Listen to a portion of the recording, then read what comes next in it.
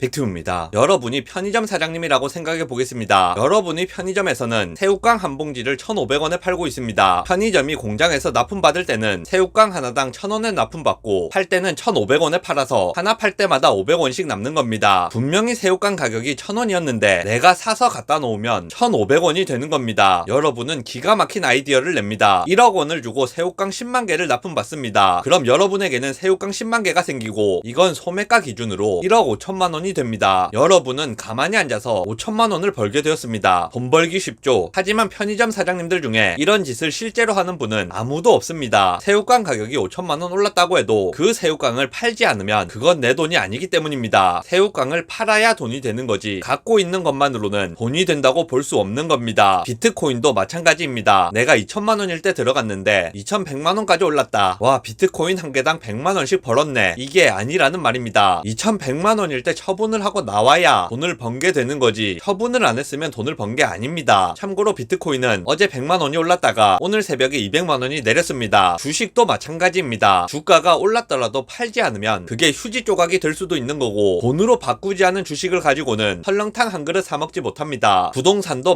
마찬가지입니다. 부동산이 아무리 올랐다고 해도 그 부동산을 팔기 전까지는 돈을 벌었다고 할 수 없습니다. 돈으로 바꾸지 않은 부동산을 가지고는 돈가스 하나 못 사 먹습니다. 그리고 만약 주식이나 비트코인처럼 부동산 가격이 떨어진다면 거기에 대해서도 생각을 해봐야죠. 새우깡 납품을 받고 편의점에 진열하는 시점에 돈을 벌게 되는 것이 아니라 새우깡을 팔았을 때 돈을 벌게 되는 겁니다. 진열된 시점까지는 아무것도 아니죠. 팔기 전까지는 돈을 번 게 아닙니다. 여기서 우리나라 부동산 세금에 대한 한계가 드러나게 됩니다. 우리나라 부동산 세금은 부동산의 현재 가격을 기준으로 세금을 매기고 있습니다. 현재 가격입니다. 그러니까 내가 가지고 있던 부동산 가격이 오르면 부동산 거래가 없는데도 세금을 왕창 때리는 거죠. 현재 수익이 실현되지도 않았는데 가상의 수익에 대해 과세를 하는 겁니다. 잘못된 거죠. 이렇게 이야기를 하면 외국의 예를 가져오시는 분들이 많은데 외국의 경우는 잘 살펴보면 미묘하게 한국법과 다릅니다. 가장 많이 가져오시는 미국의 예를 보면 부동산세가 적은 편이 아니기는 하지만 부동산의 현재 가격 기준이 아니라는 점에서 우리나라와 큰 차이가 있죠. 부동산 매입 시의 가격 기준으로 몇 퍼센트 이렇게 살 때 가격 기준으로 정하게 됩니다. 인상 한도가 연간 2% 정도 되기 때문에 부동산 가격이 갑자기 오르더라도 거기에 대한 세금이 크지 않은 거죠. 세금이 많아 보이는 나라들도 사실은 거주세가 포함된 자료인 경우가 많고 실거주의 경우는 세금을 물리지 않거나 이 세금에 대한 비용 처리를 해주거나 보유세 대신 임대소득세를 물리거나 부동산 가격 자체를 시세보다 낮게 책정하거나 보유세가 있는 대신 거래세가 싸거나 이런 경우가 많습니다. 이렇게 차이나는 부분 자체는 미묘하게 약간씩 다른 것 같지만 최종적으로 실제 내야 되는 돈은 미묘한 차이가 아니라 상당한 차이가 나게 되는 겁니다. 물론 부동산에 대한 세금이 전혀 없는 것은 말이 안 됩니다. 국가에서 부동산을 어느 정도는 관리해야 하기 때문입니다. 예를 들어 전산상의 주소도 등록해서 관리를 해줘야 하고 건축물 대장이나 등기 같은 것도 다 관리를 해야 합니다. 불법 증축이나 뭐 이런 것들 단속하려면 공무원 월급도 줘야 되죠. 그리고 꼭 그런 목적이 아니더라도 국가 입장에서는 어쨌든 가난한 사람들을 위해서 쓸 돈이 필요하고 그때 필요한 돈을 돈이 많은 사람들에게 거둘 수도 있기는 한 겁니다. 그렇기 때문에 부동산에 세금이 있는 것은 맞지만 무슨 사회주의도 아니고 지금처럼 많은 재산에 대한 압류 느낌으로 큰 세금을 매기는 것은 옳지 않다는 말입니다. 부동산 세금을 올려봤자 우리한테는 별 타격 없고 돈 많은 사람들한테만 타격이 있다던데요. 저는 이런 주장을 다른 데서 본 적이 있습니다. 돈 많은 부르주아의 돈을 빼앗아 프롤레타리아들이 나누어 가지자 뭐 이런 거랑 근본적으로는 같은 주장입니다. 어떤 법이나 규칙이 정의롭지 못하다고 주장하고 있는데 거기에 대고 나한테는 이 법이 괜찮은데 라고 이야기한다면 참 어디서부터 말씀을 드려야 할지 고민이 됩니다. 우리가 어떤 규칙이나 법을 만들 때는 그 규칙이나 법이 나에게 이득이 되느냐에 따라서도 찬성하거나 반대를 할 수 있습니다. 하지만 정의롭지 못하고 일관되지 않은 법이라면 그 효과가 나 개인에게 아무리 좋더라도 그런 법이 존재해서는 안 되는 겁니다. 그리고 정상적인 사람이라면 그런 법에 찬성을 해서도 안 되는 겁니다. 부자들의 부동산에 세금을 매겨서 우리들이 나눠 쓰자. 아니 그럴 거면 이재용 씨도 잡아다가 광장에 매달아 놓고 재산 몰수해서 나눠 쓰고 부자들 다 잡아다 재산 몰수하면 되겠네요. 집 있는 사람들 집 다 빼앗고 전세 사는 사람이라도 전세금 많이 걸어둔 사람 전세금도 다 빼앗아서 나눠 가집시다. 그러다 보면 내 재산도 빼앗길지 모르니까 딱 나보다 100원 더 많이 가진 사람들 재산까지만 몰수해서 나눠 가졌으면 좋겠습니다. 어처구니가 없죠. 그러니까 그런 건 하면 안 되는 겁니다. 부동산이 아무리 올랐다고 하더라도 그걸 팔아서 이익을 실현하기 전까지는 벌었다고 하기 어렵습니다. 그리고 아직 실현되지 않은 이익에 대해 실현이 되었다고 가정하고 그만큼의 세금을 매기는 것은 옳은 일이 아닙니다. 아닙니다. 영상 요약하겠습니다. 주식과 비트코인과 부동산은 가격이 아무리 올랐더라도 팔기 전까지는 벌었다고 할 수 없습니다.